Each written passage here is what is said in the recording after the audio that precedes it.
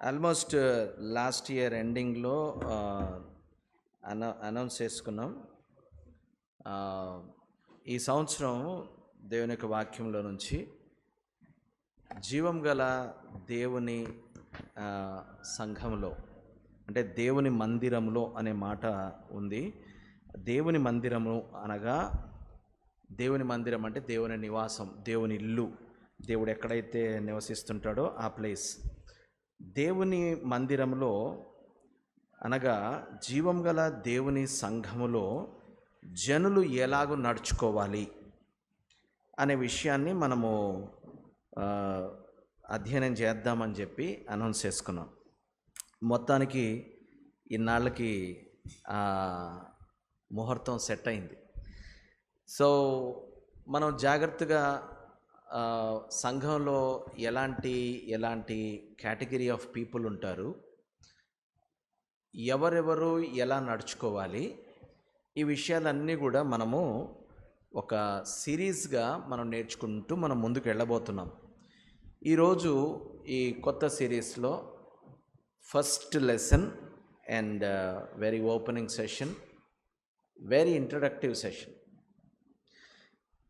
మొదటి తిమోతి పత్రిక 3వ అధ్యాయము 15వ వచనంలో నుంచి మనము ఈ మాటని మనం స్టడీ చేస్తాం. ఒకసారి దాన్ని చదువుదాం. 14 నుంచి కలిసి ఉంటాయి తెలుగులో కాబట్టి 14 నుంచి చదువుదాం. శీఘ్రముగా నీ యొద్దకు వత్తునని నిరీక్షించుచున్నాను, అయినను నేను ఆలస్యం చేసిన ఎడల దేవుని మందిరములో అనగా జీవము గల దేవుని సంఘములో జనులు ఎలాగూ నడుచుకొనవలెను. ఈ మాట తెలుగు బైబిల్లో ఒక మంచి ఫుట్ నోట్ ఉంది. ఆ ఫుట్ నోట్ ఏమనుందంటే నీవేలాగూ నడుచుకోవాలో అనే మాట ఉంది.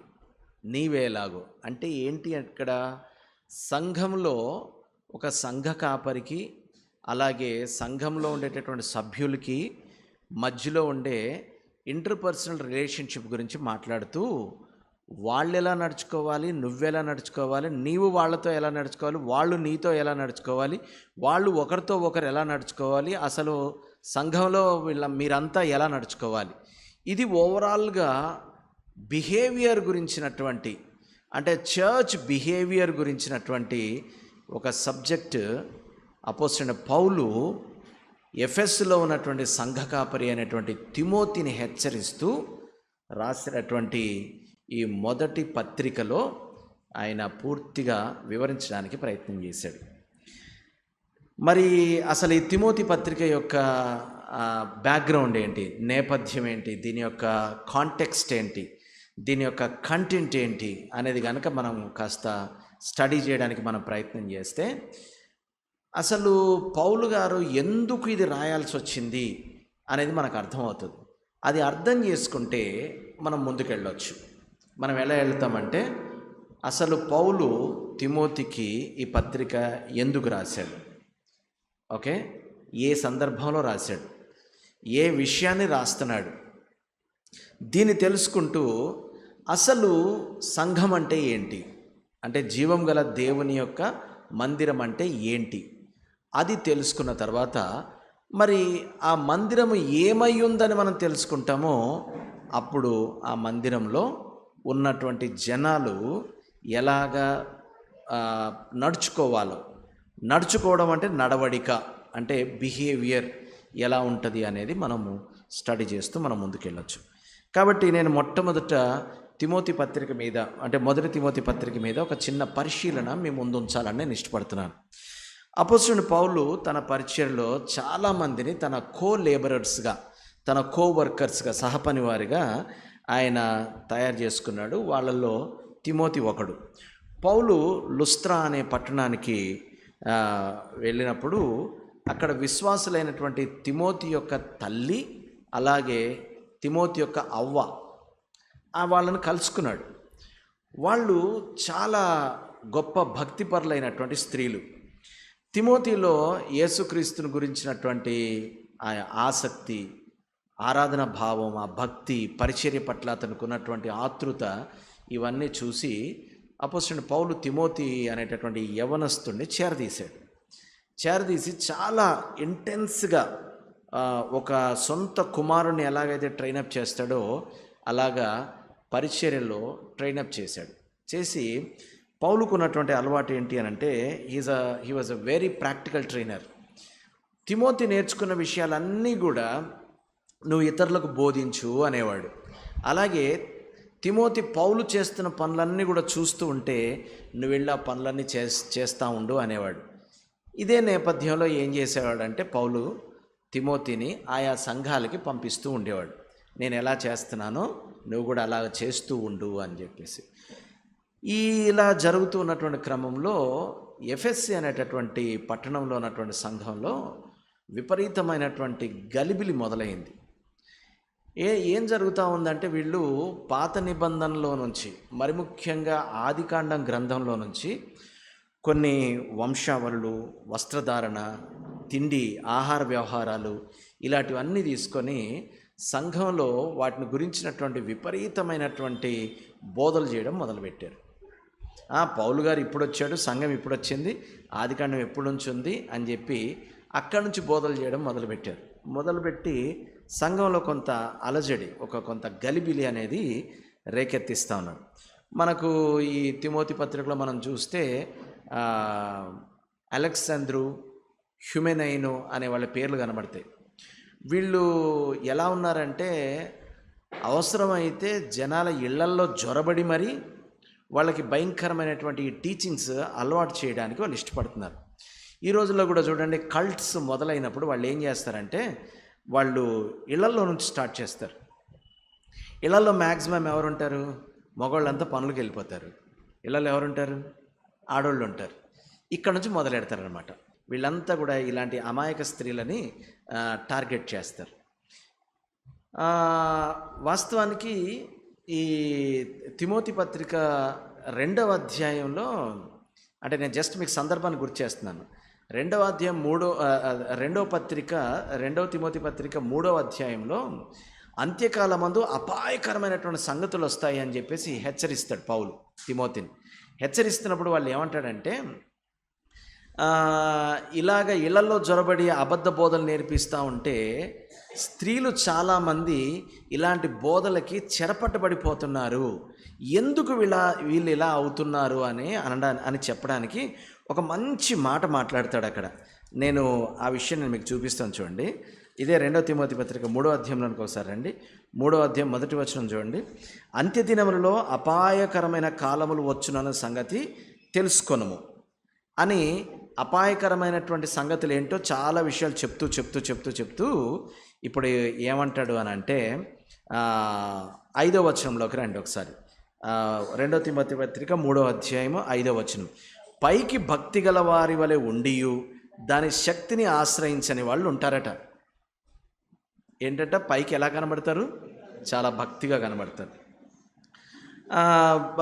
లోపల మాత్రం ఎలా ఉంటారు? అసలు ఏ మాత్రం శక్తి లేని వారిలాగా ఉంటారు. ఇప్పుడు ఇలాంటి వాళ్ళు ఎలా ఉంటారు అని ఇంకా ముందుకెళితే 6వ వచనం. పాపభరితులై నానా విధములైన దురాశల వలన నడిపింపబడి ఎల్లప్పుడూ నేర్చుకొనుచున్నను. చాలా జాగ్రత్తగా మాట మీరు మీ బైబిల్లో అండర్లైన్ చేసుకోండి. నేర్పట్లేదా? నేర్చుకోవట్లేదా? నేర్పుతున్నారు, నేర్చుకుంటున్నారంట. మళ్ళీ ఎప్పుడు? అప్పుడప్పుడా? కాదు, ఎల్లప్పుడూ నేర్చుకొనుచున్నను సత్యము విషయమైన అనుభవ జ్ఞానము ఎప్పుడూ పొందలేని. చూసారా ఏంటంట? ఎల్లప్పుడూ. ఈ మాటలు మీరు చాలా జాగ్రత్తగా మీ బైబిల్ అండర్లైన్ చేసుకో. ఎల్లప్పుడూ నేర్చుకొనుచున్నాను సత్యము విషయమైనటువంటి అనుభవ జ్ఞానము ఎప్పుడూ పొందలేని. ఈ పొందలేని వాళ్ళు ఏ స్థితిలో ఉంటారు? అవివేకంలో ఉంటారంట. మరి ఇంత నేర్చుకుంటున్నాం, ఇదంతా ఏమైపోతుంది అని అంటే బోర్డులంత ఇన్ఫర్మేషన్ నేర్చుకుంటున్నాం అంతే. దాంట్లో ఉన్న సత్యాన్ని మాత్రం ఎప్పుడూ నువ్వు గ్రహించలేదు. సంఘంలో ఉండేటటువంటి అతి ప్రమాదకరమైనటువంటి విశ్వాసులు వీళ్ళు. They know everything but they know not the truth behind that knowledge. అర్థమవుతుందా ఏమన్నా? వాళ్ళకి అసలు తెలియంది ఉండదు. మీరు పేరు ఎత్తండి చెప్పేస్తారు. బైబిల్లో మీరు ఏమన్నా ఇలా అనండి అంతే, దాని గురించినటువంటి సమాచారం, వర్తమానం మొత్తం ఇచ్చేస్తారు. కానీ దాని వెనక ఉన్నటువంటి అర్థం, భావం, తాత్పర్యం, సత్యం ఎప్పుడూ నేర్చుకోలేదంట, ఎప్పుడూ పొందలేదంట. నేర్పడం, నేర్చుకోవడం ఒక ఎత్తు, నేర్పుతున్న దాన్ని నేర్చుకొని పొందుకోవడం ఒక ఎత్తు. I getting me this morning? తన యందు విశ్వాసం ఉంచిన యూదులతో ఆయన ఇలాగ చెప్పాడు. ఎవరాళ్ళు? వాళ్ళు పిచ్చోళ్ళు కాదు, ఎర్రిబాగులోళ్ళు కాదు, ఆయన వ్యతిరేకులు కాదు, విశ్వాసులు. తన యందు విశ్వాసం ఉంచిన యూదులతో ఆయన ఇలాగ చెప్పాడు. ఏమని? మీరు నా మాటల యందు నిలిచి ఉన్న ఎడల అప్పుడు మీరు సత్యమును గ్రహించుదురు.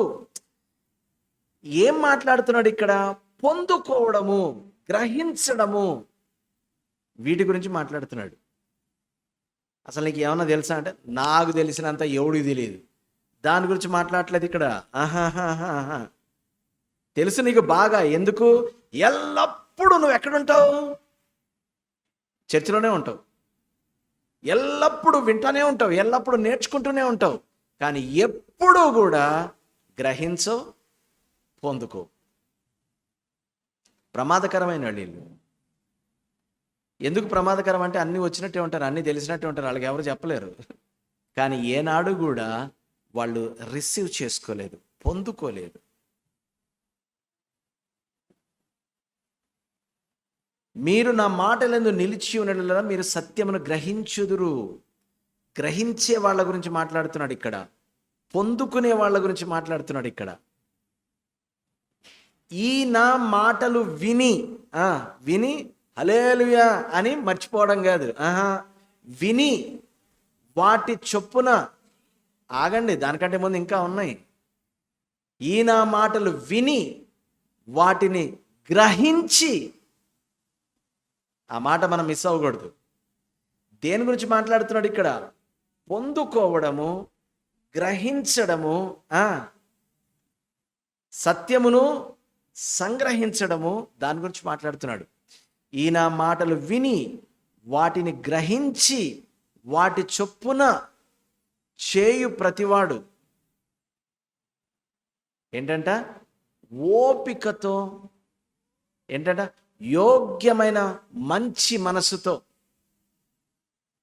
మంచి నేలను విత్తబడిన విత్తనమును పోలిన వాడు ఎవడనగా, యోగ్యమైన మంచి మనసుతో విని దానిని గ్రహించి ఓపికతో ఫలించువాడు. నేను రెండు రకాల ప్రజలను చూపిస్తున్నాను. నేను యేసుక్రీస్తు వారి యొక్క పరిచర్య నుంచి ఆది సంఘములో ఉన్న పరిచర్య వరకు. విత్తువాడి ఉపమానము ఎన్నిసార్లు వినుంటామో, కానీ ఏనాడు దాని పరమార్థాన్ని గ్రహించం. దాంట్లో పైన ఉండేవాళ్ళు ఒకరుంటారు. ఐహిక విచారము, ధనమోసము తొక్కగానే చచ్చిపోయే వాళ్ళకి ఒకరుంటారు. అలా విత్తగానే ఇలాగ ఆకాశ పక్షులు చెత్తుకుపోయితే నాశనం అయిపోయేవాళ్ళు ఒకరుంటారు.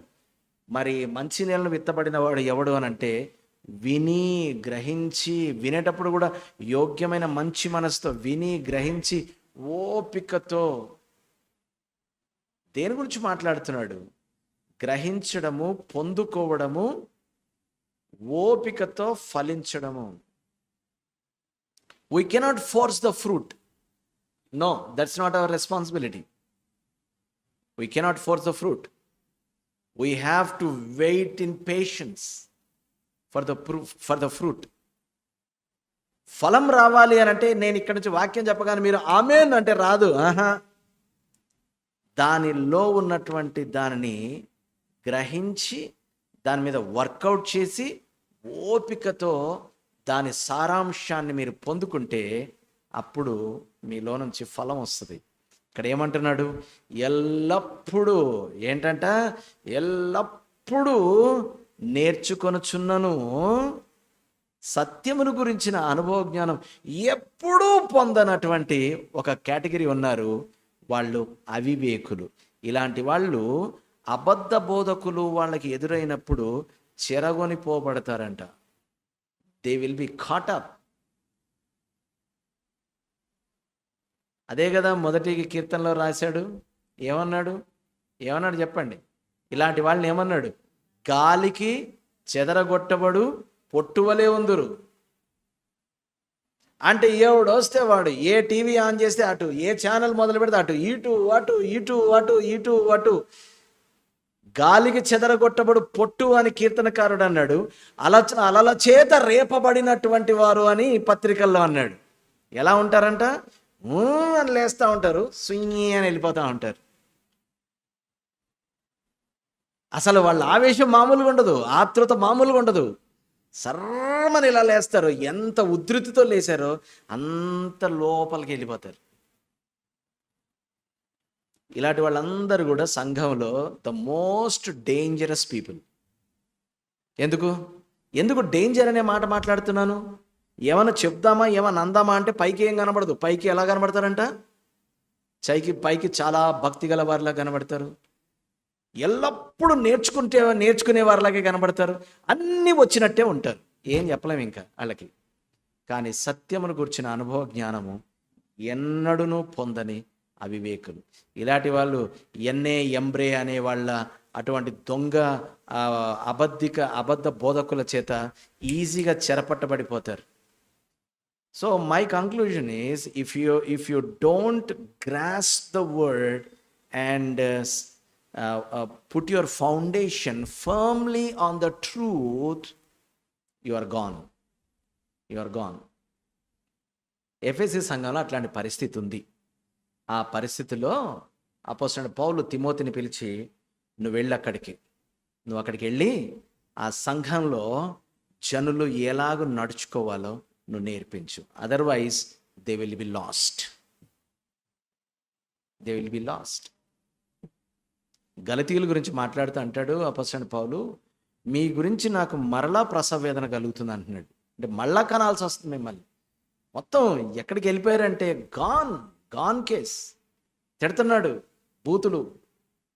యు ఫులిష్ గలేషియన్స్, ఓ అవివేకులైన గలతీయులారా. నేను ఇలా నేర్పించి అలా వెళ్ళాను, మొత్తం మళ్ళా మాయమైపోయారు. నెహెమ్యా అలా నేర్పి ఒకసారి మళ్ళీ వెళ్ళొస్తానే అని వెళ్ళి ఇలా వచ్చేసరికి జనాలంతా కూడా కట్టుతప్పిదండి. వాళ్ళని ఒక్కొక్కరిని జుట్లు పట్టుకొని లాగి చిత కొడుతున్నాడు. అసలు నెహెమ్యా అయితే తట్టుకోలేక. ఎందుకంటే ఎల్లప్పుడూ నేర్చుకుంటూనే ఉంటారు, సత్యమును గురించిన అనుభవ జ్ఞానాన్ని ఎప్పుడు పొందరు. ఇదే అవివేకంలో ఉండిపోతూ ఉంటారు. అబద్ధ బోధలు రాగానే చెదరిపోతూ ఉంటారు, గాలికి కొట్టుకుపోతూ ఉంటారు, అలల చేత రేపబడినట్టు ఉంటారు, ఇంత అస్థిరంగా ఉంటారు. ఏంట్రా మీరు అని చెప్పేసి ఆ సంఘం గురించి మొత్తుకున్న రోజులు ఉన్నాయి. ఒకసారి అయితే యేసుక్రీస్తు వారు నిలబడి అంటాడు, ఓ కొరాజీనా, ఓ బెత్సైదా, చ మీకు చేసిన బోధలు గనక ఒకవేళ సొదొమ గొమొర్రా లాంటి వాళ్ళకి చేసిన బాగుపడే ఉండేవారు. మీరు మారరు, మీరు బాగుపడరు. అసలు మీరు ఎవరు ఈ మాటలు మాట్లాడింది? యేసుక్రీస్తు వారు. ఎందుకు? ఎన్ని బోధలు చేశాను నేను మీకు, ఎంత నేర్పించాను నేను మీకు, ఎంత నేర్చుకున్నట్టే నేర్చుకున్నారు. కానీ ఎప్పుడు సత్యమును గురించిన అనుభవ జ్ఞానాన్ని మీరు పొందలేకపోయారు. ఇంకా అదే అవివేకంలో ఉన్నారు. నేను అలా కొంచెం జరిగితే, ఇలా ఎవడో ఎంబ్రే వస్తే అయిపోయింది అంతే. హ్యూమన్ వస్తే, ఒక అలెగ్జాండర్ వస్తే గాన్ అంతే. ఇలా వస్తారు, ఓ హల్లెలూయా అంటారు, అలా వెళ్తారు, టీవీ ఆన్ చేస్తారు, ఇంకేదో వింటారు, గాన్ అంతే. ఎందుకు ఇలాగా? లోపల ఫౌండేషన్ సత్యం మీద లేదు. అందుకే వాన వచ్చినప్పుడు, వరద వచ్చినప్పుడు, గాలి విసిరి కొట్టినప్పుడు కుప్ప కూలిపోతున్నారు. దాని పాటు గొప్పది అంటున్నాడు. ఎందుకు? బోళ్ళన్ని తెలుసు, బోళ్ళంత నేర్చుకున్నాడు, బోళ్ళన్ని వచ్చు. కానీ అలా వాన వచ్చింది, అలా వరద వచ్చింది, అలా గాలి విసిరి టపీమని పడిపోయాడు. ఫౌండేషన్ లేదు సరిగా. వాక్యం వింటున్నప్పుడు హల్లెలూయా అన్నాడు, ఆమేన్ అన్నాడు, గ్లోరీ అన్నాడు, అన్నాడు. ఐహిక విచారము ధనమోసం అలా తొక్కగానే ఏం వాక్యం లేవా అన్నాడు, అయిపోయింది. ఏం లేదు, వేరు లేనందున. వేరు లేనందున ఆ బండ మీద ఉన్న ఆ కాస్తంత మట్టిలో సర్రం లేచాడు ఇలాగా. వేరు లేదు కదా, వేరు లేదు కదా. One thing I will tell you, just keep it a point. Christian growth is this way. This way. Hello, ఎటువైపు అండి? Deep down. గ్రోత్ అనేది లోతుకు అనమాట. గ్రోత్ పైకి కనబడేది ఈ గ్రోత్ యొక్క రిజల్ట్. మీరు పైన కనబడే దాన్ని గ్రోత్ అనుకోకండి. పైన కనబడేది గ్రోత్ యొక్క రిజల్ట్. మీరు ఇంటికి వెళ్ళిన తర్వాత యూదా పత్రిక ఒకసారి చదవండి. అటెస్టెడ్ చదివేయాలి. మీరు 5 వచనాలు చదివి నిద్రపోయి 10 వచనాలు చదివి కునికి అలా కాకుండా అటెస్టెడ్ చదవాలి. దానిలో రకరకాల ప్రజల గురించి వాళ్ళంట నిర్జల మేఘాలంట. అంటే మేఘం చూడగానే ఎవడన్నా ఏమనుకుంటాడు? బాబోయ్ వాన చేస్తుంది అనుకుంటాడు. కానీ వీళ్ళు ఎలాంటి వాళ్ళు అంటే నిర్జల మేఘాలంట. అంటే మేఘంలో ఏముండదు, ఉండాల్సిందే ఉండదు. అలా బోలెడు ఉదాహరణలు దాంట్లో కనబడతాయి. My dear friends, I'm telling you, చాలామంది పైన పటారం అంటారు చూసారా, అది కనబడుతుంటుంది. Christian growth is deep down. పైన కనిపించేది ఏదైతే ఉందో నీ లైఫ్లో, నా లైఫ్లో, that should not be called as growth. That is the sign of growth. నేను ఎదుగుతున్నాను అనడానికి సూచనలు కనబడాలి పైకి. మనం ఏం చేస్తామంటే పైకి కొన్ని నటనలు చేసి మరి నేను ఇంత ఎదిగాను అన్నాడు. ఇవన్నీ వాన వచ్చి వరద వచ్చి గాలి విసిరి కొట్టినప్పుడు లేచిపోతాయి. ఇవన్నీ నేను మీకు ఎందుకు జ్ఞాపకం చేస్తున్నానంటే తెలియదని కాదు, మనము లోతుకు వెళ్ళబోతున్నాం.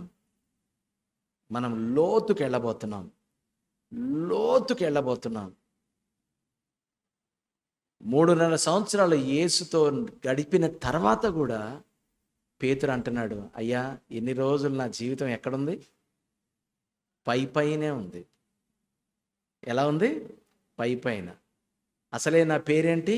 సీమోను. అంటే ఏంటి? చంచలం. చంచలం అంటే నీళ్ల మీద వస్తాయి చూసారు, రిపుల్స్ అంటారు. నీళ్ల మీద ఇలా ఇలా ఇలా ఇలా తిరుగుతుంటాయి చూసారు, దాన్ని ఏమంటారు?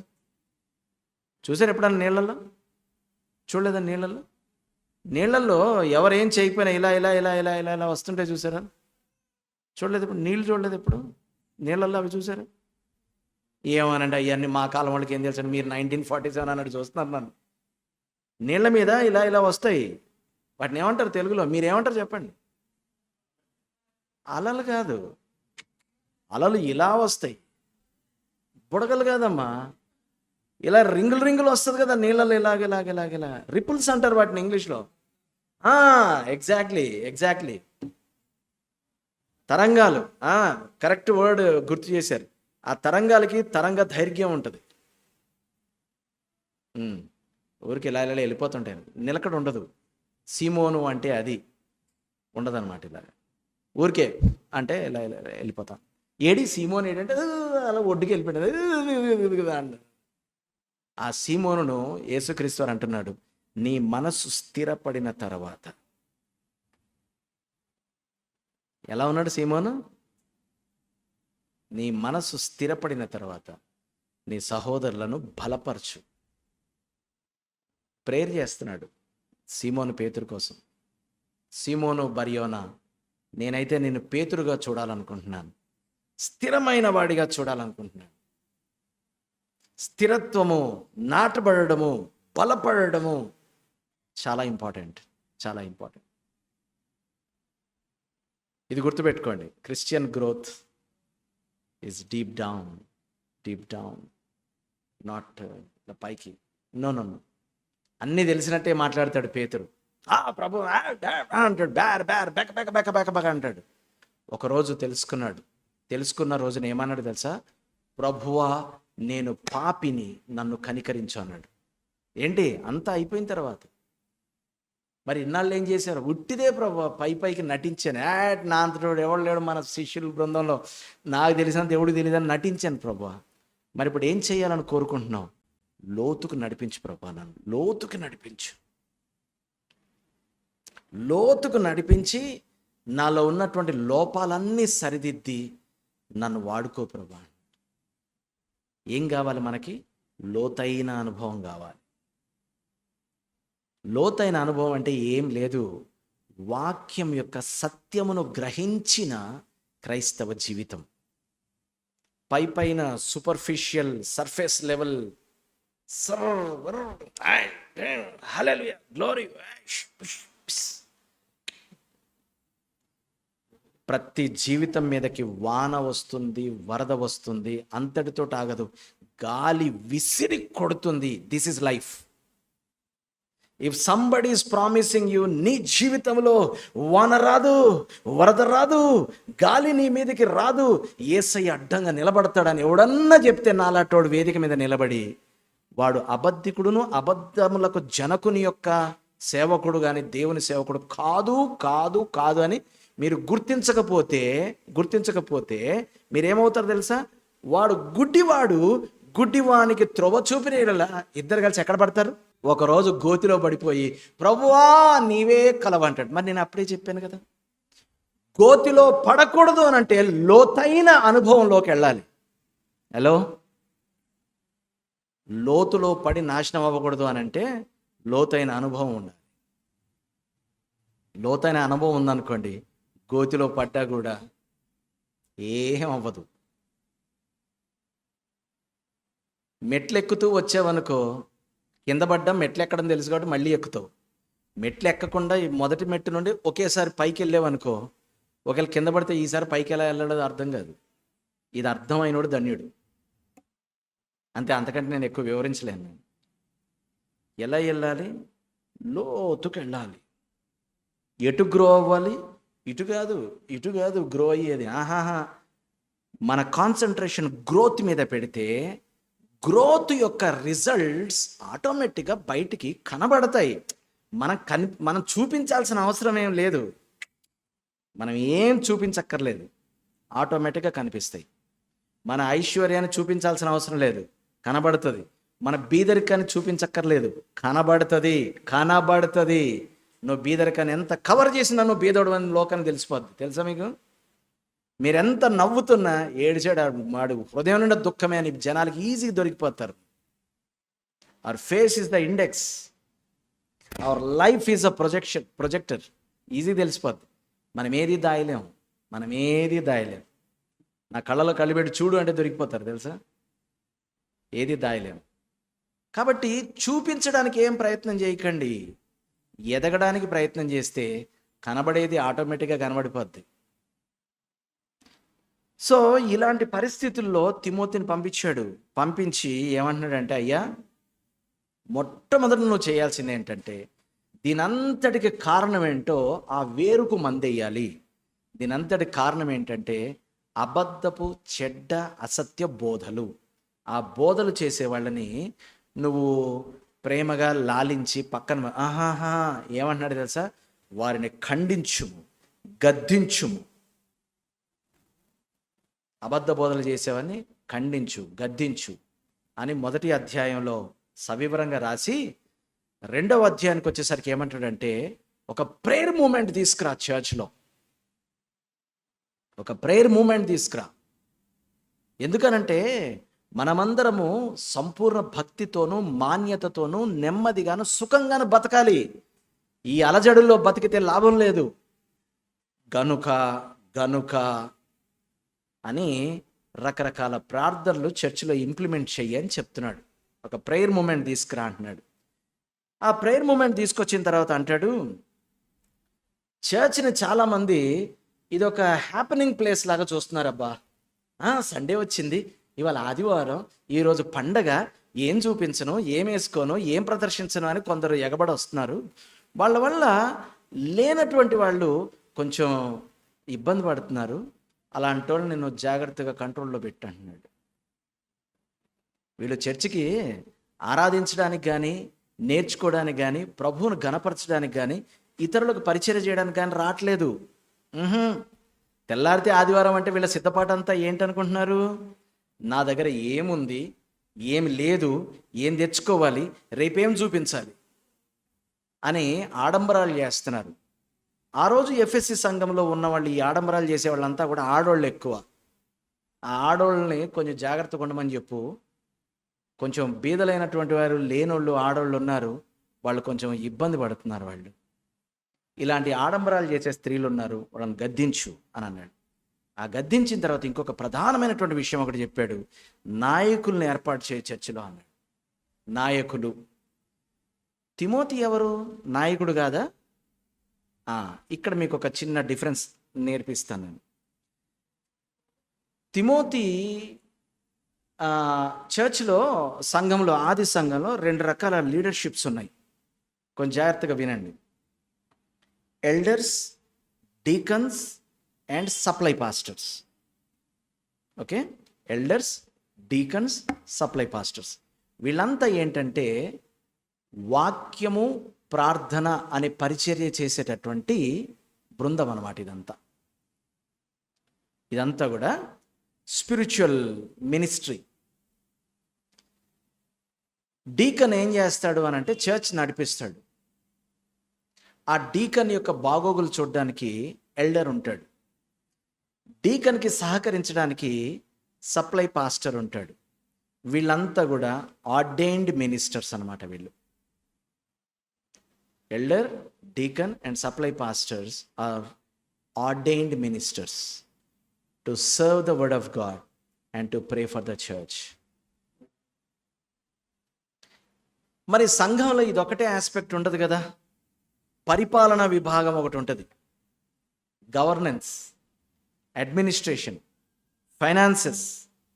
ఇక్కడ వీళ్ళకి ఏమంటాడానంటే కొందరు అధ్యక్షులు, నాయకులు, ఇలాంటి వాళ్ళని నియామకం చెయ్యాలి. ఎందుకంటే చర్చ్లో సమస్తం కూడా ఒక పద్ధతిలో జరగాలి, వాళ్ళని నియామకం చేయన్నాడు అని 3వ అధ్యాయంలో మొత్తం 9వ వచనం నుంచి 13వ వచనం వరకు అధ్యక్షులుగా ఉండగోరిన వారు ఎలా ఉండాలి అని వాళ్ళకి కొన్ని సూచనలు ఇచ్చారు. సో వీళ్ళు ఎలా ఉండాలి? మంచి భర్తలు, మంచి తండ్రులుగా ఉండాలి. అంటే దాని అర్థం ఏంటంటే ఫస్ట్ వాళ్ళ ఫ్యామిలీ కరెక్ట్గా ఉండాలి అని అర్థం. అంటే ఎవరైనా చర్చ్లో అడ్మినిస్ట్రేషన్, లీడర్షిప్, గవర్నెన్స్ చెయ్యాలి అని అనుకుంటే ముందు వాళ్ళ ఫ్యామిలీ కరెక్ట్గా ఉండాలి. ఎందుకనంటే 4 సభ్యులు ఉన్నటువంటి కుటుంబాన్నే పరిపాలన చేయలేనోడు 400 మంది ఉన్న చర్చిని ఏం పరిపాలన చేస్తాడు? He doesn't know the administration, he doesn't know how to deal with the finances, is not a good manager. So అలాంటి పెట్టబాకు అన్నాడు. రకరకాల నియమాలు అక్కడ ఇవ్వబడి, ఇవన్నీ ఇస్తూ ఇప్పుడు 3వ అధ్యాయం 15వ వచనంలో అంటాడు, అసలు ఇవన్నీ నేను ఎందుకు చెప్తున్నానంటే అని మాట్లాడుతున్నాడు. ఏమని మాట్లాడుతున్నాడు? మన కీ స్క్రిప్చర్. నేను నీ దగ్గరికి వచ్చి ఇవన్నీ నేర్పాలని అనుకుంటున్నాను, ఆయనను ఆలస్యం చేసినట్లా దేవుని మందిరములో అనగా జీవం గల దేవుని సంఘములో జనులు ఎలాగూ ప్రవర్తించవలెనో అది నీకు తెలియవలనని ఈ సంగతులు ముందే రాస్తున్నాను అన్నాడు. ఈ మాట నేర్పిస్తూ మధ్యలో జ్ఞాపకం చేస్తున్నాడు. ఇవన్నీ నేను ఎందుకు రాస్తున్నాను అనుకుంటున్నావు? సంఘంలో ఒక్కొక్క కేటగిరీ వాళ్ళు, ఆడవాళ్ళు ఎలా నడుచుకోవాలి, మగవాళ్ళు ఎలా నడుచుకోవాలి, అధ్యక్షులు ఎలా ఉండాలి, పరిచారకులు ఎలా ఉండాలి, పిల్లలు ఎలా ఉండాలి, పెద్దలు ఎలా ఉండాలి, ఇవన్నీ నేర్పడానికి ఇది నేను రాస్తున్నాను అని రాసి ఇక మీదట తిమోతిని వ్యక్తిగతంగా హెచ్చరించడానికి 4, 5, 6 అధ్యాయాలు వాడాడు. 4, 5, 6 అధ్యాయాలు. దీనిలో మొట్టమొదటి హెచ్చరిక ఏంటంటే సంఘములో విశ్వాస భ్రష్టులైన వారు కొందరున్నారు. విశ్వాస భ్రష్టత్వం అంటే ఏంటి అనేది 4వ అధ్యాయం నుంచి చదివితే మీకు అర్థమైపోతుంది. ఈ విశ్వాస భ్రష్టులైన వాళ్ళతోటి కాస్త నువ్వు వాళ్ళతో రాసుకొని పూసుకొని నువ్వు తిరిగి ఉండబోకు నువ్వు అని చెప్తున్నాడు. ఎందుకంటే వాళ్ళతో కనుక నువ్వు ఉన్నావు అనుకో, వాళ్ళు నువ్వు ఫ్రెండ్స్ అవుతారు, నువ్వు వాళ్ళతో ఉండొద్దని చెప్తున్నాడు. తర్వాత కొందరు పెద్ద మనుషులు ఏం చేస్తున్నారు అని అంటే మద్యపానాసక్తులను, ఆ, కొట్టువారును ఇలా తయారయ్యారు. వాళ్ళని కొంచెం పెద్దలు కదా, గౌరవించు, తప్పు లేదు, కానీ వాళ్ళు చేసేవన్నీ ఓర్చుకోకు, వాళ్ళని కూడా డీల్ చేయమంటున్నాడు. చూడండి, ఎవరెవరితో డీల్ చేయమంటున్నాడు. అబద్ధ బోధకులతో మాట్లాడమంటున్నాడు. చర్చ్లో ప్రేయర్ మూమెంట్ తీసుకురా అంటున్నాడు. తర్వాత స్త్రీలు కొంచెం ఆడంబరాలు ఎక్కువ చేస్తున్నారు. పురుషులు వాళ్ళ బిహేవియర్ సరిగా లేదు. పెద్దలు సరిగా ఉండట్లేదు, సరిచేయమంటున్నాడు. వీళ్ళందరినీ సరిచేయమంటున్నాడు. నాయకత్వాన్ని ఏర్పాటు చేయంటున్నాడు చర్చిలో. ఇవన్నీ సూచనలు ఇస్తూ ఉన్నాడు. వీళ్ళతోటి ఎలా వ్యవహరించాలో, వృద్ధులతోటి అంటే పెద్దలైన వారితోటి. ఇందాక మాట్లాడిన పెద్దలు వేరు, ఈ పెద్దలు వేరు. వీళ్ళు వయసులో పెద్దలు అనమాట. వీళ్ళు ఏమంటారు, అంటే ఈ చర్చి పుట్టిన కాడి నుంచి ఉన్నాను నేను అంటారు. ఉండండి, పర్వాలేదు, మిమ్మల్ని గౌరవిస్తున్నాను నేను, కానీ మీ పద్ధతి మార్చుకోవాలి అని నువ్వు చెప్పాలి, చెప్పి తీరాలి. వృద్ధుని గద్దించకూడదు. ఎవరిని గద్దించాలి? యవనస్తుని గద్దించాలి. వృద్ధుని గద్దించక, మరి గద్దించినంత మాత్రాన వాడి దారి నన్ను వదిలేయాలా? వదిలేయకూడదు. వృద్ధుడిని కూడా. అసలు వాస్తవానికి పౌలు ఏం నేర్పిస్తున్నాడంటే, జీవము గల దేవుని సంఘంలో రకరకాల జనులు ఉంటారు. ఈ రకరకాల జనులతో ఒక్కొక్కడితోటి ఎలా డీల్ చేయాలో ఈ యవన కాపరి అనేటువంటి తిమోతికి పౌలు జాగ్రత్తగా నేర్పిస్తున్నాడు. ఆడవాళ్ళకి ఒకలాగా చెప్పాలి, మగవాళ్ళకి ఒకలాగా చెప్పాలి, యవనస్తులకు ఒకలాగా చెప్పాలి, వృద్ధులకు ఒకలాగా చెప్పాలి, పిల్లలకు ఒకలాగా చెప్పాలి, నాయకులకు ఒకలాగా చెప్పాలి. తిమోతి జాగ్రత్త, ఇవన్నీ నేర్చుకో అని చెప్తున్నాడు. ఇక ఇంతేకాదు, యజమానుల పట్ల దాసులు ఎలా వ్యవహరించాలి అది కూడా నేర్చుకోమంటున్నాడు. అంటే సంఘంలో ఒక ఓనర్ ఉన్నాడు. ఆ ఓనరు వాళ్ళ దగ్గర పనిచేసే వాళ్ళని కూడా చర్చికి తెచ్చాడు. తెస్తే చర్చికి వచ్చినంత మాత్రాన, దేవుడి దగ్గరకు వచ్చినంత మాత్రాన ఆ పక్కన కూర్చొని ఆ ఓనర్ మీద భుజం మీద చెయ్యేసి కాలు మీద కాలు వేసుకొని ఏంటి బ్రదర్ చెప్పు అని ఇలాంటి వ్యవహారాలు చేయకండి అని వాళ్ళకు కూడా కొంచెం జాగ్రత్తగా నేర్పింది. అదేంటి, మీరు క్రీస్తులు అందరూ సమానమే అన్నారు కదా. సమానమే, కానీ నువ్వు ఎవరి ఇవి వాళ్ళు మెయింటైన్ చేయాలి, నేర్చుకో అని వాళ్ళకు కూడా నేర్పించమంటున్నాడు. తర్వాత భిన్నమైన బోధలకు బలైపోయినటువంటి వారి పరిస్థితి ఏంటో చాలా జాగ్రత్తగా 6వ అధ్యాయము 3వ వచనం నుంచి 10వ వచనం వరకు ఎక్స్ప్లెయిన్ చేశాడు. అదొక్కటి నేను చదువుతాను. ఎవడైనను మన ప్రభు అయిన యేసుక్రీస్తు యొక్క హితవాక్యములను, దైవభక్తికి అనుగుణ్యమైన బోధను అంగీకరింపక భిన్నమైన బోధను ఉపదేశించినట్లా వాడు ఏమీ ఎరగక తర్కములను గూర్చియు వాగ్వాదములు గూర్చియు వ్యర్థముగా ప్రయాసపడుచు గర్వాంధుడగును. వీటి మూలముగా అసూయ, కలహము, దూషణలు, దురభిమానములు, చెడిపోయిన మనస్సు కలిగి సత్యహీనులై దైవభక్తి లాభసాధనమని అనుకొను మనుష్యుల వ్యర్థ వివాదములు కలుగుచున్నవి. సంతుష్టి సహితమైన దైవభక్తి గొప్ప లాభసాధనమై ఉన్నది. చూడండి, ముగింపులో ఏం మాట్లాడుతున్నాడు ఆ మాట చూస్తే అసలు ఈ అబద్ధ బోధలు, భిన్న బోధలు ఏంటో మనకు అర్థమైపోతాయి. ఏంటో తెలుసా? వ్యర్థ దైవభక్తి లాభసాధనము అనుకొను మనుష్యుల వ్యర్థ వివాదం. దైవభక్తిని ఏమనుకుంటున్నారంట? లాభ సాధనం అనుకుంటున్నారంట. అంటే ప్రాఫిట్ సంపాదించడానికి ఇదొక టూల్ అనుకుంటున్నారంట. అర్థమవుతుందా మీకు ఏమన్నా? అంటే కావలసినవన్నీ పొందుకోవడానికి, చాలా జాగ్రత్తగా మీరు ఈ మాట వినండి, బైబిల్లో ఉన్నది చెప్తున్నాను నేను. కావలసినవన్నీ పొందుకోవడానికి, పొందాల్సినవన్నీ సాధించడానికి భక్తి చేస్తారంట వీళ్ళు. హలో, ఎక్కడుంటారండి ఇలాంటి వాళ్ళందరూ అనుకోకండి. మీరు లోన్ పెట్టారు, రావట్లేదు, మీరు ఏదో కోరుకున్నారు, జరగట్లేదు. వెంటనే మీ ప్రార్థన ఏమై ఉంటుంది చెప్పండి? ప్రభువా, నేను ఏం తప్పు చేశాను ప్రభువా?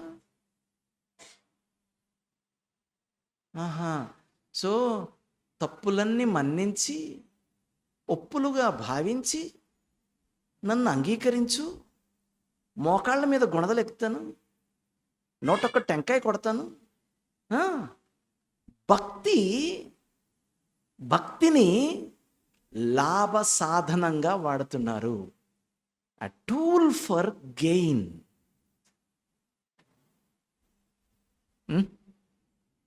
చెప్పండి, ఇలాంటి వాళ్ళు ఎక్కడుంటారు? ఎక్కడుంటారు? నాగపట్నంలో ఉంటారా? గౌరీపట్నంలో ఉంటారా? ఎక్కడుంటారు చెప్పాలి. చూసారు ఎప్పుడన్నా అలాంటి వాళ్ళని? ఈ అమ్మ చిక్కిపోతున్నావు అంటే వారానికి 3 రోజులు ఉపవాసం ఉంటున్నాను. ఎందుకు? పెళ్ళి అవ్వాలని.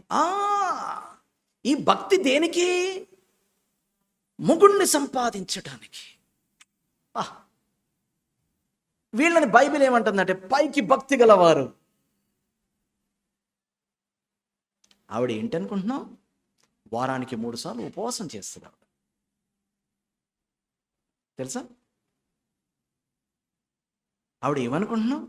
అర్ధరాత్రి అందరూ పడుకున్న తర్వాత మోకాళ్ళ మీద బైబిల్ చదివి 2 చేతుల పైకి అది ప్రార్థన చేసి తెల్లవారుజామున పడుకుంటుంది. భక్తి. ఎందుకు అనుకుంటున్నావు?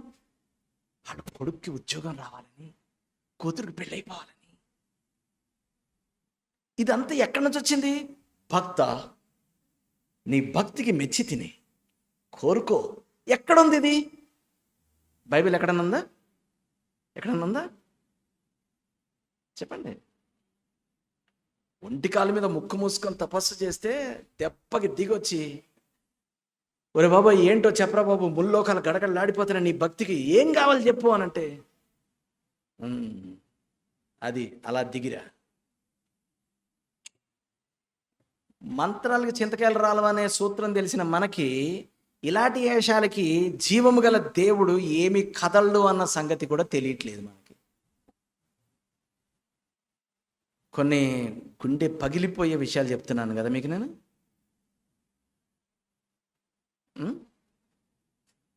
నాకు బ్రహ్మాండమైన టూల్ దొరికింది నేను క్రైస్తవుని అయిన తర్వాత. యేసు అనే టూల్. ఏం టూల్ దొరికింది? యేసు.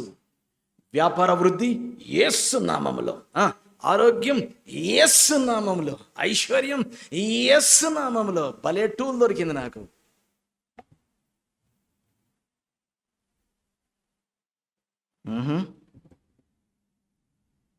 ఇలాంటోళ్ళు ఎందుకు అలా ప్రవర్తిస్తున్నారో ఉందక్కడ. సత్యహీనులయ్యారంట వీళ్ళు. వీళ్ళ లోపల ఏం లేదు. I'm teaching you some deep stuff this morning. ఎందుకు ఇలా బిహేవ్ చేస్తున్నారంటే వాళ్ళ లోపల ఏం లేదు. మరి నేను ఏం మాట్లాడుతున్నాను ఇప్పుడు దాకా?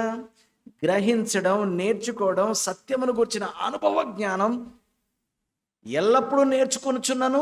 ఎప్పుడు ఏం పొందలేదంట? ఎప్పుడు ఏం పొందలేదంట? సత్యమును గురించిన అనుభవ జ్ఞానం ఎప్పుడూ పొందలేదంట. వీళ్ళు ఇలాంటోళ్ళు ఇలా బిహేవ్ చేస్తారంట. సత్యహీనులై.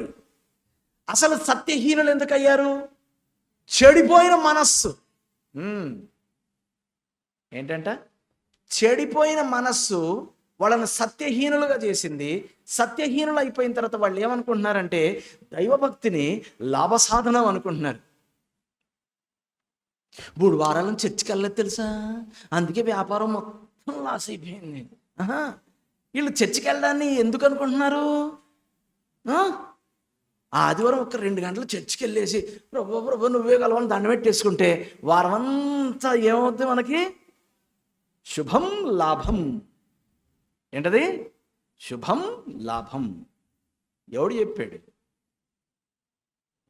గుడికి వచ్చినంత మాత్రం నీ వ్యాపారంలో శుభం లాభం కలుగుతాయని ఎవడు చెప్పాడు? చెప్పండి, ఎవడు చెప్పాడు? చర్చికి వచ్చిన తర్వాత నువ్వు వాక్యం నేర్చుకుంటావు, రేపు పొద్దున వెళ్ళి షటర్ ఎత్తుతావు, మాయా 2 నిమిషాలు కళ్ళు మూసుకో, ప్రాఫిట్ మందే అనంటే అదా కళ్ళు ఎలా మూసుకుంటాం? నేను సత్యం మీద ఆధారపడి ఉన్నాను, నేను మూసుకోకూడదు కదా, మొత్తం లాస్ అయిపోతావు తెలుసా. అయినా పర్వాలేదు, సత్యం కోసం సమస్తం పోగొట్టుకోవడానికి నేను సిద్ధం అనుకున్నట్లయితే తన ప్రాణమును పోగొట్టుకోవడానికి సిద్ధమయ్యేవాడు తన ప్రాణాన్ని కాపాడుకుంటాడనే వాగ్దానానికి నువ్వు వారసుడు అవుతావు. That is called Christian. Hello,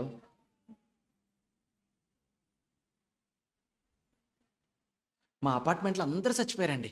యేసు నామమున కరోనాలో మేమే బతికామండి. ఎంత గొప్ప సాక్ష్యం అండి. ప్రభు నా పక్షాన ఉన్నాడు. ఆ ఉన్న 12 ఫ్లాట్ల పక్షాన ప్రభు ఎందుకు లేడు? పక్షపాతి ఆయన నీకులాగా. భయంకరమైన అబద్ధాలని సాక్ష్యాల్లాగా చెప్తాం తెలుసా మనం ఇక్కడ. 114 మంది రాశారండి. ఎవడికి రాలేదండి. మా కొడుకు వచ్చేసిందండి. నా ప్రార్థన అండి. అబ్బా, ప్రార్థనను కూడా వాడేసావా నువ్వు? దేనిగా లాభసాధనంగా.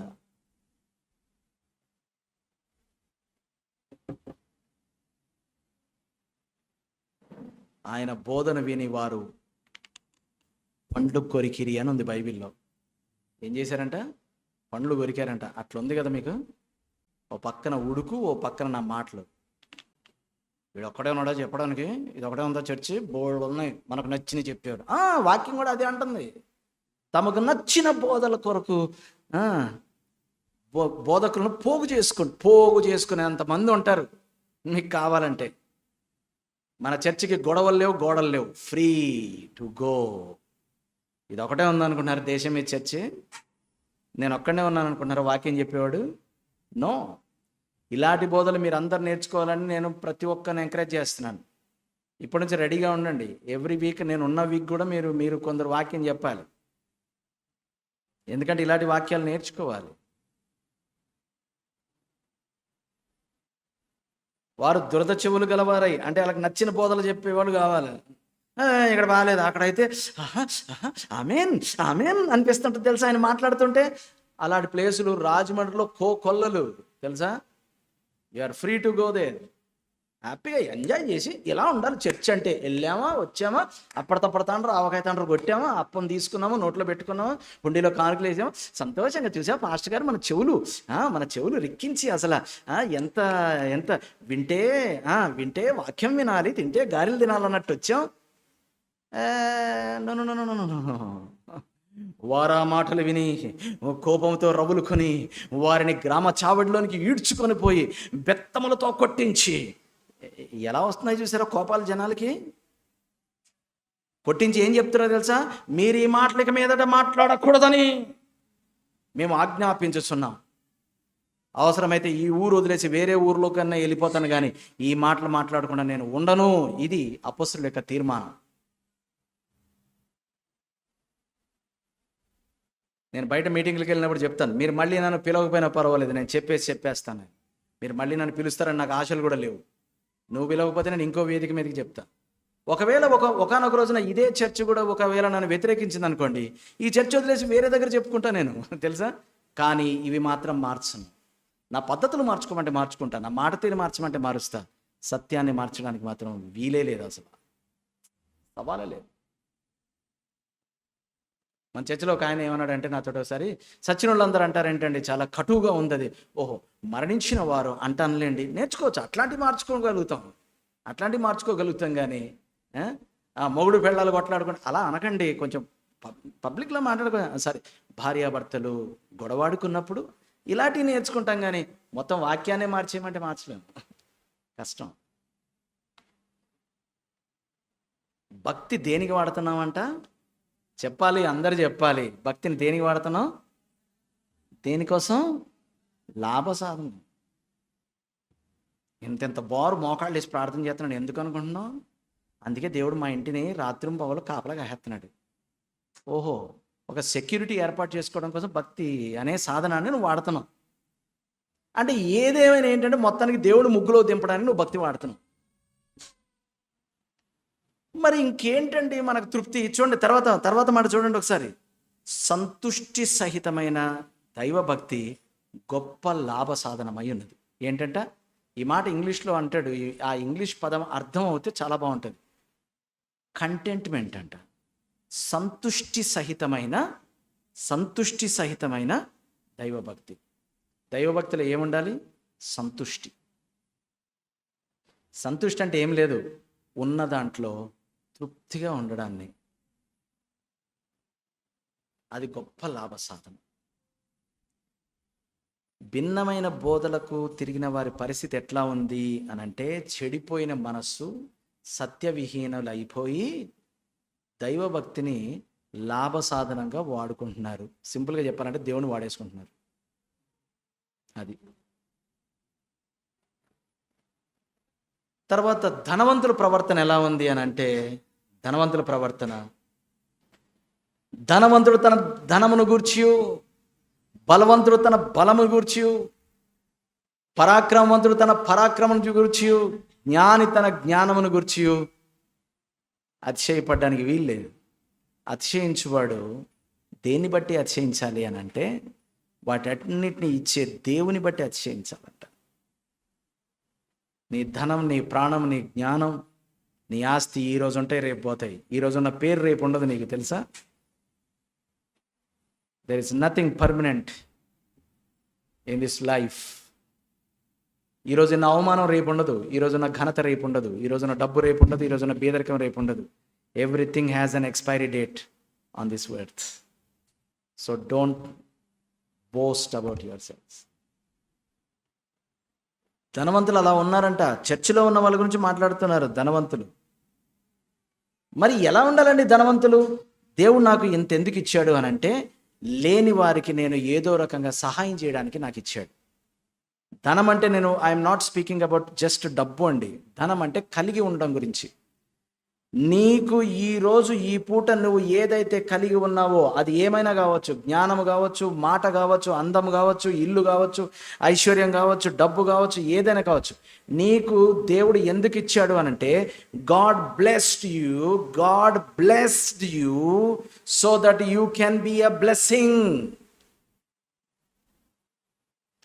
God wanted you to be a channel.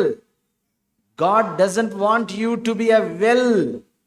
ఒక లోతైన బావిలాగా ఉండమని దేవుడు కోరట్లేదు.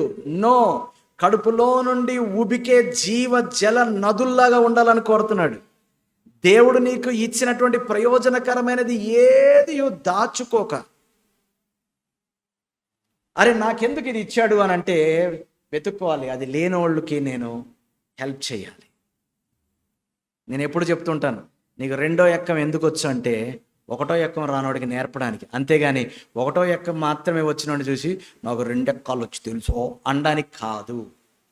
అరే తమ్ముడు ఇట్లా నీకు రెండో ఎక్కం రాదా? నాకు వచ్చిరా, నేను నేర్పుతాను కదా, నేను ఉన్నాను కదా, నీకెందుకు అనాలి అనగానే ఆ ఒకటో ఎక్కం వచ్చినోడు నాకు ఒక్కొక్కమే వచ్చినా కానీ నాకేం బాధ, రెండెక్కాలు వచ్చినోడు మా చర్చిలో ఉన్నాడు, ఆ రెండో ఎక్కం కూడా నేను నేర్చేసుకుంటాను అని ఒకరినొక్కడు ఉన్న స్థితిలో నుండి ఉండాల్సిన స్థితిలోకి లాగేయడానికి చర్చ్లో ఒకడు బీదవాడు, ఒకడు ధనికుడు, ఒకడు యజమాని, ఒకడు దాసుడు, ఒకడు తెలివైనోడు, ఒకడు తెలివి లేనోడు, ఒకడు బుద్ధి ఉన్నోడు, ఒకడు బుద్ధి లేనోడు, ఇలా రకరకాలు ఎందుకున్నారు అని అంటే, ఇదిగో ఈ ఎక్స్చేంజ్ కోసం.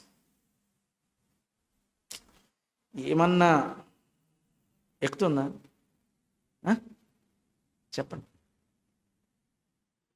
నాకు కారు ఉంది, 7 సీటర్ కారు. ఆ 7 సీటర్ పద నడిచేయి, మళ్ళీ మనం స్టార్ట్ అవ్వకపోతే పక్క ఇంటోడి దగ్గర నుంచి ఫోన్ వస్తుంది, మేమొత్తం ఉంటారా అని. వాళ్ళు ఎక్కారనుకో కాళ్ళు దులుపుకోరు, ఎక్కేస్తారు. వాళ్ళు ఎక్కగానే కారంతా ఒక వాసన, అందుకనే దబాయించి వెళ్ళిపోదు. ఈలోపు బండిలా తీయగానే ఫోన్ వస్తుంది. ఫోన్ రాగానే, అయ్యో బ్రదర్ ముందు చేయొద్దా ఫోను, ఇప్పుడే దాటేసాం. అమ్మయ్య, అసలు 7 సీటర్ కారులో ఏం చేస్తావు నువ్వు? కాలవ సీట్లో, చెయ్యో సీట్లో, మెడకాయ సీట్లో వేసుకొని కూర్చుంటావు. ఒకనాడు పూరిల్లు మాది, ఈరోజు దేవుడు 7 బెడ్రూమ్లు ఇల్లు ఇచ్చాడు. కానీ అప్పటి నుంచి మా ఇంటికి ఎవరు రానియట్లేదు. మేము పూరిల్లు ఉన్నప్పుడు ప్రతివాడు మా ఇంట్లోనే ఉండేవాడు. ఎందుకంటే మా బెడ్రూమ్లు పాడు చేస్తారని రానివ్వట్లేదు. ఎందుకని నీకు బెడ్రూమ్లో గంటో బెడ్రూమ్లో పడుకుంటావా? ఎందుకు అసలు? సో ఇలాంటి వాళ్ళంతా ఉన్నారు. ఇలాంటి వాళ్ళందరినీ సెట్ చేయమంటున్నాడు. సంఘం యొక్క స్వభావం మరియు దాని పనితీరు, నేను ఇంగ్లీష్లో ఈ మాటలు చెప్తాను. స్వభావం అంటే నేచర్, పనితీరు అంటే మిషన్. చర్చ్కు ఉన్నటువంటి మిషన్ ఏంటి, దాని గురించినటువంటి ఒక సమగ్రమైనటువంటి ఒక ఆవిష్కరణ ఈ మొదటి తిమోతి పత్రిక మన కళ్ళెదుటట్లా పెడుతుంది. సింపుల్గా నేను చెప్తున్నాను కొన్ని బుల్లెట్ పాయింట్స్లో. సంఘం దేన్ని విశ్వసిస్తుందో ఆ సంఘంలో ఉన్న వారి జీవిత విధానాన్ని అదే నిర్దేశిస్తుంది. What we believe, that's what we behave. And కాబట్టి సంఘం యొక్క డాక్ట్రిన్ అండ్ సంఘం యొక్క ఫెయిత్, సంఘం యొక్క బిలీఫ్స్, ఇవి ఎప్పుడు కూడా లేఖనాలతోటి, ప్రభు అయిన యేసుక్రీస్తు యొక్క స్వార్థతోటి సరిపోల్చుకుంటూ చెక్ చేసుకుంటూ ఉండాలి. అండ్ బాహ్య సమాజం, ద వరల్డ్ అవుట్ సైడ్ సంఘాన్ని ఎలా చూస్తుంది అనేది చాలా ఇంపార్టెంట్. మనల్ని మనం చూసుకోవడం కాదు, అద్దంలో మన మొహం మాత్రం చూసుకోవడం కాదు, లోకం మనల్ని ఎలా చూస్తుంది అనేది చాలా ఇంపార్టెంట్, చాలా ఇంపార్టెంట్. ఇది ఎంత ఇంపార్టెంట్ అంటే చెప్తాను, దానికంటే ముందు ఇంకోటి చెప్తాను. అండ్ సంఘము లోకానికి పరిచర్య చేసేదిగా ఉండాలి. ఇలాంటివన్నీ సంఘంలో ఉండాలి. తిమోతి, ఇవి నువ్వు వాళ్ళకి నేర్పించు అని తిమోతి పత్రికను, మొదటి పత్రికను తిమోతికి రాశాడు. అసలు జీవము గల సంఘంలో జనులు ఎలాగ నడుచుకోవాలో తెలియాలి అని అంటే అసలు సంఘము ఏంటో మనం తెలుసుకోవడానికి ప్రయత్నం చేస్తున్నాం. ఆ సంఘం ఏంటో తెలుసుకోవడానికి ఇంట్రడక్షన్గా మొదటి తిమోతి పత్రిక యొక్క పరిశీలన మనం చేసాం ఈ వారం. వచ్చే వారం అసలు సంఘం ఎలా ఉంటుంది, దాని స్వభావం ఏంటి, దాని పని ఏంటి మనం నేర్చుకుంటే, సంఘం ఎలా ఉంటుందో దాంట్లో ఉండే సభ్యులు కూడా అలాగే ఉండాలి కదా. ఎందుకు అమెరికాలో ఉండి ఎడం చేతి పక్కన డ్రైవ్ చేస్తానంటే కుదరదు కదా, కుడి చేతి పక్కనే నడపాలి, తప్పదు. మన దగ్గరకు వస్తే ఎడం చేతి పక్కన Greek to Greek, Gentile to Gentile, Jew to Jew, సంఘానికి సంఘం. సంఘములో ఉన్నప్పుడు సంఘం ఏంటో తెలియాలి. సంఘము ఏంటో తెలుసుకుంటే సంఘములో ఎలా ఉండాలో మనకి అలవాటు అవుతుంది. సో బాహ్య సమాజం సంఘాన్ని ఎలా దృష్టిస్తుంది అనేది చాలా ఇంపార్టెంట్ అని చెప్పాను కదా. దానికి ఒక చిన్న ఉదాహరణ చెప్పి నేను ముగిస్తాను. సంఘం అంటే when and where you are working, నువ్వు ఎక్కడైతే పని చేస్తున్నావో అక్కడికి నువ్వు సంఘాన్ని పట్టుకెళ్ళిపోవాలి. నీవు నేనే ఒక చర్చ్, మనమే ఒక సంఘం. అంటే ఒక క్రైస్తవుడి జీవితము సంఘ జీవితాన్ని రెప్లికేట్ చేస్తుంది, ప్రతిబింబిస్తుంది. అంటే మనం పనిచేసే ఆఫీసుల్లో, మన వ్యాపారాలు చేసే స్థలాల్లో, మన స్కూల్లో, కాలేజీలో మనం క్రైస్తవునిలా జీవించాలి. సరే, క్రైస్తవుడు అని ఎలా గుర్తుపడతారు మన తోటి వాళ్ళు మనల్ని? నేను చెప్పమంటారా? ఆవిడ బొట్టు పెట్టుకోదండి, ఆవిడ ముసుగేసుకుంటుందండి, పద్దాక ప్రార్థనలు అని చెప్పేసి లీవ్ పెడతా ఉంటుందండి, చర్చికి వెళ్ళిపోవాలని చెప్పేసి ఆఫీస్ ఎగ్గొడుతుంటుందండి, ఆఫీస్ మధ్యలోనండి ప్రార్థన చేసుకోవాలని చెప్పేసి స్టోర్ రూమ్లోకి వెళ్ళిపోతూ ఉంటుంది. ఎందుకంటేనండి ఆవిడ క్రైస్తవురాలండి, కానీ పని దొంగండి.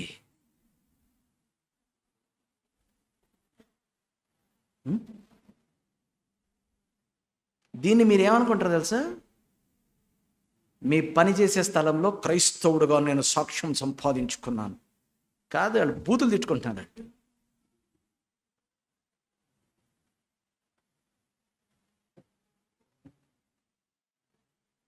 పలానా ఆయనకి పని ఇస్తేనండి చూసుకోక్కర్లేదండి, ప్రాణం పెట్టేస్తాడు.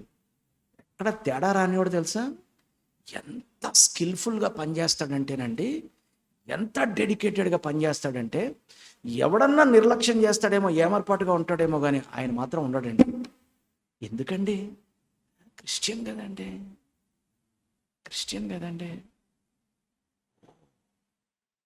ఎక్కడ నేర్చుకుంటారండి ఇవన్నీ?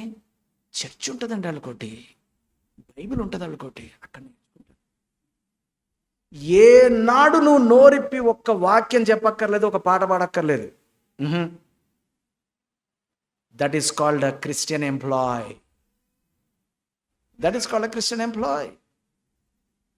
The best. ఇంత బెస్ట్ ఎలా ఇచ్చేస్తున్నావురా, ఇలా చచ్చిపోతున్నావేంట్రా బాబు పని అంటే నేను నీ కోసం పని చేయట్లేదండి, నేను నీ కోసం పని చేయట్లేదు. పడమటి నుండి కానీ తూర్పు నుండి కానీ రాదట ఇది. ఎవడిస్తాడట? దేవుడు ఇస్తాడు. ఇది నాకు దేవుడు ఇచ్చాడండి. లెక్క మీరు అడుగుతారు అనుకుంటున్నారా? ఆహా, ఆయన అడుగుతాడు. నేను కాపలా కాయమన్నానా? నువ్వేం చేసావు? ఇప్పుడు ఈ టయానికి మా ఓనర్ గారు మంది చేసి పడుకొని ఉంటాడు, నేను కూడా పడుకుంటానని పడుకున్నా. మరి ఆ రోజు జరిగింది అలా అలా అలా అలా బటర్ఫ్లై ఎఫెక్ట్ ఎంతమందిని దెబ్బతీసిందో తెలుసా? కారణం ఏంటో తెలుసా? పనిలోని నిర్లక్ష్యంగా పని చేయవాడు శాపగ్రస్తుడు అవుతాడని ఉంది బైబిల్లో. కాబట్టి క్రైస్తవులు ఏం చేస్తారంటే నిర్లక్ష్యంగా పని చేయరు. తన పని యందు నిపుణత గలవాడిని చూచితిరా, వాడు రాజుని ఎదుట నిలబడతాడు అన్నాడు. కాబట్టి క్రైస్తవులు ఎలా పనిచేస్తారు? నైపుణ్యంతో పనిచేస్తారు. Your gift will make room for you అన్నాడు. కాబట్టి క్రైస్తవుడు ఏం చేస్తాడంటే గిఫ్ట్స్, స్కిల్స్ ఇవన్నీ వాడి పనిచేస్తాడు. శబాష్ అని చెప్పి వాడిని ఎక్కడికో తీసుకెళ్తారు. ఇవన్నీ చేయడం మానేసి శుభ్రంగా ప్రతిరోజు మాంసం కూర, ఆదివారం డబల్ మాంసం కూర తినేసి 9 గంటలకు లేచి 11 గంటలకు అలాగ కళ్ళు నులుపుకుంటూ ఆఫీస్కి వెళ్ళి, ఎరా టీ పెట్టలేదా అని టీ తాగేసి, ఆ టీ నోట్లో ఉండకుంటే ఇష్టం లేక బయటికి సిగరెట్ కొట్టేసి ఎవడ చూడకుండా గోడ మీద నలిపేసి వచ్చేసి, ఆ ఫైల్ ఏది ఇటు బట్టరా అని చెప్పి, ఎవడ చూస్తాడు ఈ ఫైలు, దీనివల్ల లాభం ఏమైనా ఉందో, భోజనం టైం అయిపోయింది నాడు అని చెప్పేసి మన వాళ్ళని ఆఫీస్లో ఎదగనివ్వరు బ్రదర్. మనోళ్ళంటే వాట్ యు మీన్? మనోళ్ళంటే మన Christians brother. Are you a Christian at your work place? Yes brother. How? నా పేరు క్రిస్టఫర్ బ్రదర్ చెప్పగానే జనాలు గుర్తుపట్టేస్తారు. Hey, I'm trying to take you to the deep. నేర్చుకుందాం రాబోయే రోజుల్లో జీవము గల దేవుని సంఘంలో ఉన్నటువంటి జనులు ఎలాగూ ప్రవర్తించాలి. ప్రార్థన చేసుకుందాం. తండ్రి, మీకు వందనాలు, స్తుతులు తెలియజేస్తాం ఈ ఉదయకాల సమయంలో. ప్రభా నాయనా, మీ మందిరంలో ఉన్నటువంటి మేము ఎలా జీవించాలో మేము నేర్చుకోవడానికి మేము ప్రయత్నం చేస్తున్నాం. నాయన, మీ వాక్యం మాకు నేర్పించండి, మమ్మల్ని బలపరచండి. సమస్తాన్ని మీ చేతులకు అప్పగించుకుంటూ యేసు అతి పరిశుద్ధ నామమున అడిగి ప్రార్థిస్తున్నాం తండ్రి. ఆమేన్.